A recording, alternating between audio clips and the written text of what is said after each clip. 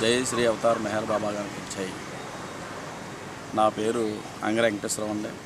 మాది నైటు మందపల్లి, రావులపల్లి మండలం మందపల్లి గ్రామం ఉంది. కనుక మేము ఒక 10 సంవత్సరాల నుంచి మచిలీపట్నంలో కూడా ఉండడం జరుగుతుందండి. కానీ వ్యాపారరీత్యా అక్కడ ఉంటున్నామండి.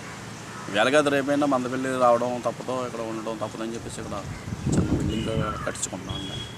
కనుక మెహర్ బాబా గారికి సంబంధించిన ఫంక్షన్లు ఎక్కడున్నా, భజన కార్యక్రమం ఎక్కడున్నా నాకు కుదిరినంతట్లో కుదరలేదు అని అనుకుంటా కుదిరినంతట్లో వెళ్ళడం జరుగుతుంది, రావడం జరుగుతుందండి. ఇక్కడ మా లోకల్లో కాలువతల గందివరి తాలూకు కూడా మెహర్ బాబా గారి భక్తులు ఉన్నారని చెప్పి తెలిసిందండి. గరువులోనూ కూడా ఉన్నారండి, కొత్తపేటలో కూడా ఉన్నారండి మెహర్ బాబా భక్తులు. వారిని కూడా అప్పుడప్పుడు కలుపుతూ వెళ్ళడం రావడం కూడా జరుగుతుందండి. జై శ్రీ అవతార్ మెహర్ బాబా గారికి ఇచ్చారు. సుధాకర్ రెడ్డి గారు మెహర్ బాబా గారు పరిధిలోకి మీరు ఎలా వచ్చారు, ఎప్పుడు వచ్చారు అని చెప్పేసి ఒక మాట అడిగారు. కనుక మేము రావడం ఏంటంటే, నేను టైలరింగ్ చేసుకున్నాను గతంలోనే. టైలరింగ్ చేసే కాలంలో నేను జొన్నడ వెళ్తూ వస్తూ ఉండేవాడిని. అక్కడ మా బ్రహ్మానందం గారని వారింటికి వస్తూ ఉండేవాడిని, బట్టలు అవి కుట్టేవాడిని. అప్పుడు ఆ టైంలో మా బావగారాల్లో జొన్నాడ గ్రామంలో ఒక సైడు మెహర్ బాబా గారి గుడి కడుతున్నారని చెప్పేసి ఆయన తాకిమిస్తుండే. ఆయన అక్కడికి వస్తూ ఉండేవాడు. మెహర్ బాబా గారి గుడి అని చెప్పేసి అనేవారు. అప్పుడప్పుడు వస్తూ ఉండేవాడు. ఆ తర్వాత నాకు కూడా మెహర్ బాబా గారు అంటే కొంచెం ఇష్టమయ్యి అంతమంది అనేవారు. బ్రహ్మానంద గారు బాబా గారు మెహర్ బాబా గారి గుడి అని చెప్పేసి అంటూ ఉండేవారు. ఆ గుడి దగ్గర నేను కూడా అప్పుడప్పుడు వెళ్తూ ఉండేవాడిని. ఆ తర్వాత మా పెళ్ళయింది. ఆ తర్వాత మాకు ఒక 6 సంవత్సరాలు, సుమారుగా 7 సంవత్సరాల్లో ఒక అమ్మాయి పుట్టిందండి. ఆ తర్వాత అప్పుడప్పుడు నేను ఇన్స్టాల్మెంట్ పెట్టామండి. మా బ్రహ్మానంద గారు, మా బావగారు, మేము అందరం కలిపి ఇన్స్టాల్మెంట్ అలా చేసుకుంటూ టైంలో ఏమంటే మీ అమ్మాయి పుట్టింది కదా, మళ్ళీ ఏంటి విశేషం ఏంటి అని చెప్పేసి అడుగుతూ ఉండేవారండి ఆ అక్కయ్య గారు. అడుగుతూ ఉంటే ఇంకేం లేదండి అనేవాడిని.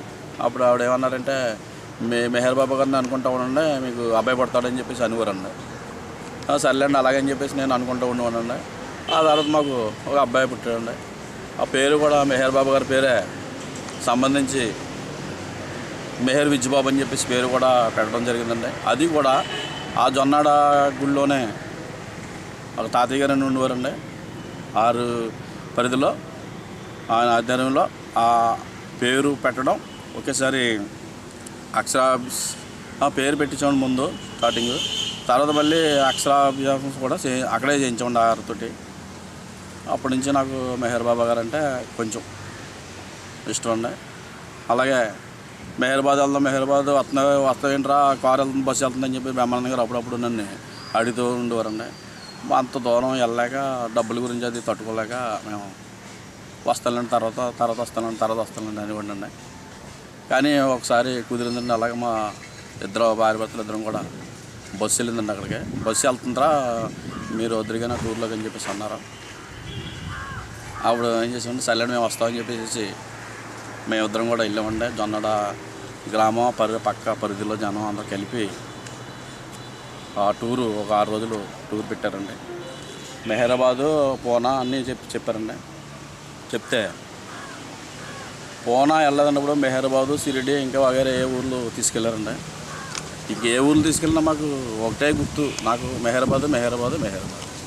ఆ మిగతా ఊర్లు కూడా నేను షిరిడి తప్ప మిగతా 3వ ఊరు కూడా చెప్పలేనండి. నేను తిరిగాం 6 రోజులు, శుభ్రంగా వచ్చామండి. చాలా బాగా ఎంజాయ్ చేసామండి. అక్కడ మెహర్ బాబా గారు అంటే ఇదా అని అక్కడికి వెళ్ళిన తర్వాత బాగా తెలిసిందండి నాకు. ఇంకా అప్పటి నుంచి కూడా ఫస్ట్ నుంచి చిన్నప్పటి నుంచి ఏ దేవుడిని పూజించుకున్నా కానీ నాకు అలాగా స్టెప్పులుగా ఒక 75% చేరుకుందనమాట మెహర్ బాబా గారు అంటే. అలాగే మా మిస్సెస్ గారు కూడా చాలా వరకు ఒక 50% ఆవిడ వచ్చారు. ఇంకా శుక్రవారం పూజ, శనివారం పూజ అని అంటూ ఉంటారు. మనం కాదనుకోవడం కదండి, ఆరుదారిదే అదే. అలాగే మళ్ళా మెహర్బాద్ మళ్ళీ వెళ్ళామండి. ఒకసారి మా అత్తయ్య గారు షిరిడి తీసుకెళ్ళారండి. షిరిడి తీసుకెళ్తే ఇక్కడ వరకు వచ్చాం కదా అని చెప్పేసి మళ్ళీ వారందరినీ కలిపి ఆ కారుకి నేను ఇస్తాను డబ్బులు అని చెప్పేసి మళ్ళీ మెహర్బాద్ షిరిడి నుంచి నేను తీసుకెళ్ళాను. అక్కడి నుంచి నేను ఇచ్చిన డబ్బులు. తర్వాత మళ్ళీ ఇంకొకసారి వెళ్ళామండి. తర్వాత మొన్న లాస్ట్ ఇయర్ కూడా అమరతిథికి అనేదానికి వెళ్ళామండి మౌనానికి. మొత్తం మీద ఇప్పటికి 4 సార్లు 5 సార్లు వెళ్ళామండి మెహర్ బాబు. అదే బాధ్యతలో ఇక్కడ మన మచిలీపట్నం బందర్లో ఉంటున్నాం మేము. బందర్లో కూడా మెహర్ బాబా గుడి ఉందండి. అక్కడ ఆ సెంటర్కి ఆదివారం రమ్మంటారు. కానీ ఒక్కో ఆదివారం కుదిరినప్పుడు వెళ్తాం. తర్వాత ఇప్పుడు సంవత్సరం ఒకసారి నెలంతా కూడా మెహర్ బాబా గారు పుట్టినరోజు చేస్తూ ఉంటారండి. అందులో ఒకరోజు నీకు కేటాయించమని చెప్పేసి అంటే ఆ రోజు మేము పూజలు చేసుకుంటూ వారు దర్శనం చేసుకుంటూ వారిని అందరినీ కూడా మెహర్ బాబా గారు సంబంధించిన భక్తులందరూ కూడా మా ఇంటికి కూడా రప్పించి అక్కడ పూజ కార్యక్రమం చేసుకుని భజన కార్యక్రమం చేసుకుని తర్వాత సుధాకర్ రెడ్డి గారు ఫిలిం కూడా వేశారండి మెహర్ బాబా గారి సినిమా. అక్కడ మా సెంటర్లో సక్కర్ తోటలో మేము ఉండి మా ఇంటి దగ్గర ఆ చుట్టుపక్కల ఏరియా ఎవరికి కూడా మెహర్ బాబా గారు అంటే తెలియదు. చాలా వింతగా మెహర్ బాబా గారు అంటే ఏంటి, నీ మెల్ల ఉంటాడు ఏంటి, ఈయన బెళ్ళ ఏంటి ఎస్పి రంగారావా అని అడుగుతూ ఉంటారు నన్ను. కానీ ఎస్పి రంగారావు గారిలాగా ఉంటారు ఆయన. మెహర్ బాబా గారు అంటే షిరిడి సాయిబాబా గారిలాగా అంటారా అని కూడా నేను అక్కడక్కడ అందరికీ చెప్పడం జరుగుతుంది అంటాను. కనుక మేము ఇప్పుడు మందపిల్లో ఒక చిన్న బిల్డింగ్ కట్టించుకుంటున్నామండి. కుదిరినంతట్లో మెహర్ బాబు గారి కార్యక్రమం ఇక్కడ భజన కార్యక్రమం పెట్టించుకుందామని కూడా అనుకుంటున్నాం.